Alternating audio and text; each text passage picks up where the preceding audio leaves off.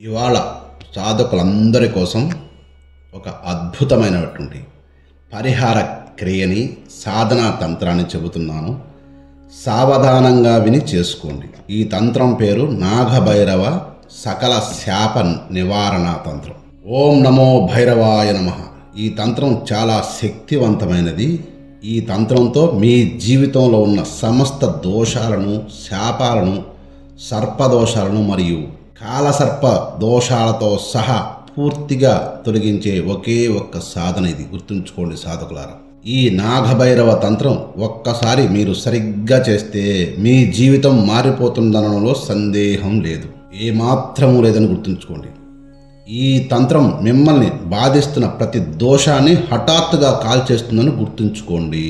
ఈ తంత్రాన్ని చేయాలంటే కావాల్సిన వస్తువులు చెబుతున్నాను వినండి. ఆసనంగా శంభాసనం వేసుకోండి లేదా దర్భాసనం వేసుకోండి. దానిపైన ఒక తెల్లని వస్త్రం పరుచుకొని కూర్చోండి. 108 పూసలు ఉన్నటువంటి జపమాల, అది రుద్రాక్షమాలే వాడాలని గుర్తుంచుకోండి. వేరే మాల వాడకూడదు. సాధనా సమయంలో సాధకునికి ముందు పెట్టుకునేందుకు నెయ్యి దీపం, నాగకేసరాలు లేకపోతే పచ్చని పువ్వులు ఏదైనా పర్వాలేదు.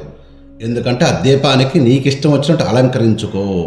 తర్వాత పసుపు, గంధం దీపానికి అలంకరించి నీ తల మీద కూడా కొంచెం చల్లుకో. సాధన చేసేవాడు ఇవి రెండూ కలిపి చల్లుకోవాలి. ఎవరైతే సాధన చేస్తున్నారో వాళ్ళు. ఈ సాధనకు కావాల్సిన సమయములు, నియమనిష్టలు చెబుతున్నాను వినండి. సాధనా సమయం సూర్యోదయానికి ముందే తూర్పు దిక్కుకి ముఖం ఉంచుకొని కూర్చోవలసి ఉంటుంది. తూర్పుకు అభిముఖంగా కూర్చోండి. ఆహార నియమాలు తక్కువ ఉప్పుతున్న ఆహారాన్ని తీసుకోండి. అది శాకాహారం అయి ఉండాలి. మాంసాహారం అస్సలు ముట్టకూడదు, తినకూడదు. గుర్తుంచుకోండి. ఇటువంటి విషయాన్ని గ్రహించి శాకాహారం మాత్రమే ఏదైనా తినొచ్చు. శాకాహారం అయి ఉండాలి. ఇకపోతే ఇవన్నీ సమకూర్చుకున్న తర్వాత ప్రతిరోజు 108 సార్లు మాత్రమే మంత్ర జపం చేయండి. అది రుద్రాక్షమాలతో జపం చేయాలి. జపానికి ముందు ఒక 15 నిమిషాలు, జపం తర్వాత ఒక 15 నిమిషాలు ఓం నమో భైరవాయ అనే నామాన్ని ధ్యానించుకోండి లేదా మనసులో స్మరించుకోండి. అప్పుడు మాత్రమే జపానికి ఉపక్రమించండి. మంత్రం చెబుతున్నాను వినండి సావధానంగా. హ్రీం క్షౌం సౌం రౌం నమో భైరవ నాగేశాయ ఆహం అహం హం పట్ స్వాహ. చూసుకోండి నాయన, ఇది అహం అని ఉంటుంది, అహా అని అర్థం. గుర్తుంచుకోండి. అహా ఉంది కదా, అహా ఆ అక్షరం స్పష్టంగా పలకాలి. మళ్ళీ ఇంకోసారి చెప్తున్నాను, మంత్రాన్ని వినండి. హ్రీం క్షౌం సౌం రౌం నమో భైరవాయ నాగేశాయ అహం అహం హాం పట్ స్వాహ అనే ఈ మంత్రాన్ని ప్రతిరోజు సూర్యోదయానికి ముందే నిద్రలేయాలి. ఇది రాత్రిపూట చేయకూడదు. సూర్యోదయానికి ముందర ఎవరు నిద్రలేస్తారో వాళ్ళు మాత్రమే చేయండి. దీంట్లో ఎటువంటి అడ్డదారులు ఉండవు నాయన. ఇకపోతే పైన చెప్పిన మంత్రంతో మీరు ప్రతిరోజు ఒకే సమయంలో సాధనలో కూర్చోవాలి. ఒకే సమయం, ఒకే ఆసనము, ఒకే గది. ఆ గది కూడా నీకు సొంతదై ఉండాలి. నిశ్శబ్దంగా ఉండాలి. అందరూ అక్కడ పారాడుతూ ఉండకూడదు అని గుర్తుంచుకో. ఆ గదిలోకి నీ ఒక్కడమే మాత్రమే పోవాలి ఈ 11 రోజులు. అందుకే 3 రోజుల్లో కూడా చెప్తున్నాను, 3 రోజులు కూడా చేసుకోండి ఈ సాధన. మీరు 11 రోజులు చేయలేని వ్యక్తులు కనీసం 3 రోజులైనా చేయండి. అదే ఫలితం వస్తుంది మీకు. జీవితాంతం ఉంటుంది ఇదే ఫలితం. యథావిధిగా మీ ఫలితాలు ఈ 11 రోజులు చేసిన ఫలితం అదే, 3 రోజులు చేసిన ఫలితం అదే. ఈ ఫలితం పూర్ణంగా కావాలా, అసంపూర్ణంగా కావాలా అని ఆలోచన చేయొద్దు. ఎందుకంటే 3 రోజులు చేసిన అదే ఫలితం వస్తుంది, 11 రోజులు చేసినా అదే ఫలితం ఉంటుంది. కాబట్టి మీరు దాని గురించి బెంగ పెట్టుకోకండి. సాధనా సమయంలో చాలా వరకు మీ గుండెల్లోని సమస్యలు, బరువులన్నీ దిగిపోవడం మీరు కళ్ళారా చూస్తారు, చెవులారా వింటారు, మనసారా సంతోషిస్తారు.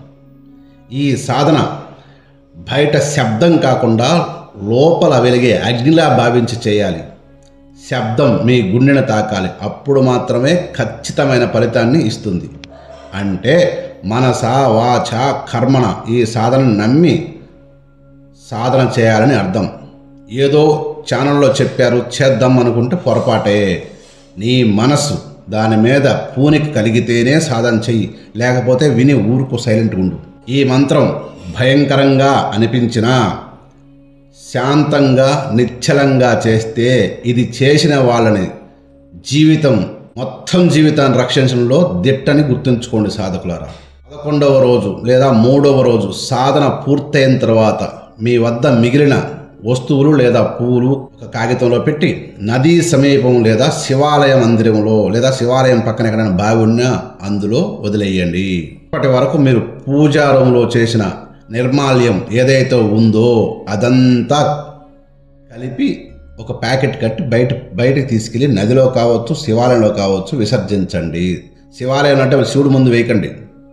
శివాలయం పక్కన ఎక్కడైనా పాడుబడ్డ బావులు చోట వీలైతే నదిలోనే కలపండి. మీకు సాధనా సమయంలో ఫలితాలు ఇలా ఉంటాయి. పాములు కలలో కనిపిస్తున్నాయా? భయపడాల్సిన అవసరం లేదు. ఈ తంత్రం ఉండగా భయం అవసరమే లేదు. అర్ధరాత్రి భయం వేస్తుందా? ఏదో తెలియని భయం మనసులో ఏదో దోబూచులాడుతుంటుంది. భయం లేదు. భయపడాల్సిన అవసరం అస్సలు లేదు. ఇంట్లో ప్రశాంతత లేదా? ఈ సాధన చెయ్యండి. ప్రశాంతత మిమ్మల్ని వెతుక్కుంటూ వస్తుంది. ఆరోగ్యం బాగాలేదా? ఇంట్లో అందరికీ ఈ సాధన పరిహారాన్ని చేసుకోండి. ఒక్కొక్కరికి ఆరోగ్యాలు తమకు తాముగా కుదుటపడడం మీరు గమనిస్తారు సాధకులారా. మీ స్థితిలో విపరీతమైన ఆర్థిక సమస్యలతో కొట్టుమిట్టాడుతున్నారా? బాధపడాల్సిన పని లేదు.